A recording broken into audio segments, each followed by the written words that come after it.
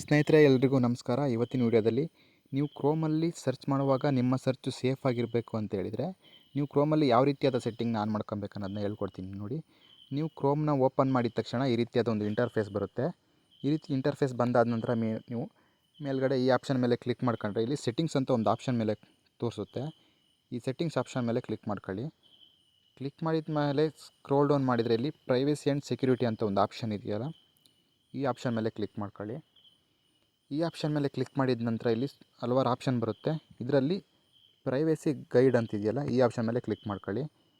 ಈ ಆಪ್ಷನ್ ಮೇಲೆ ಕ್ಲಿಕ್ ಮಾಡಿದ ಮೇಲೆ ಈ ರೀತಿಯಾದ ಇಂಟರ್ಫೇಸ್ ಬರುತ್ತೆ. ಇಲ್ಲಿ a guide of your privacy choices ಅಂತಿದೆಯಲ್ಲ, ನಿಮ್ಮ ಪ್ರೈವೇಸಿ ಗೈಡ್ ಇದು. ನಿಮ್ಮ ಸೇಫಾಗಿ ಸರ್ಚ್ ಮಾಡೋದು, ಅಕಸ್ಮಾತಾಗಿ ನೀವು ಥರ್ಡ್ ಪಾರ್ಟಿ ವೆಬ್ಸೈಟ್ಗೆ ಎಂಟ್ರಿ ಆದಾಗ ಅದಕ್ಕೆ ನೋಟಿಫಿಕೇಷನ್ ಕೊಡೋದು ಎಲ್ಲ ಇದು ಪ್ರೈವೇಸಿ ಗೈಡ್ ಮಾಡುತ್ತೆ ನಿಮಗೆ. ಇಲ್ಲಿ ಲೆಟ್ಸ್ ಗೋ ಅಂತ ಒಂದು ಆಪ್ಷನ್ ಇದೆಯಲ್ಲ, ಈ ಆಪ್ಷನ್ ಮೇಲೆ ಕ್ಲಿಕ್ ಮಾಡ್ಕೊಳ್ಳಿ. ಇಲ್ಲಿ make searches and browsing better ಅಂತಿದೆಯಲ್ಲ, ಈ ಆಪ್ಷನ್ ನಿಮ್ಮದ್ರಲ್ಲಿ ಆಫ್ ಆಗಿರುತ್ತೆ. ಇದನ್ನು ನೀವು ಆನ್ ಮಾಡ್ಕೊಂಡ್ರಿ ಅಂದರೆ ನಿಮ್ಮ ಸರ್ಚಸ್ಸು ಬೆಟರ್ ಆಗಿರುತ್ತೆ, ಅಂದರೆ ಸೇಫ್ ಆಗಿರುತ್ತೆ.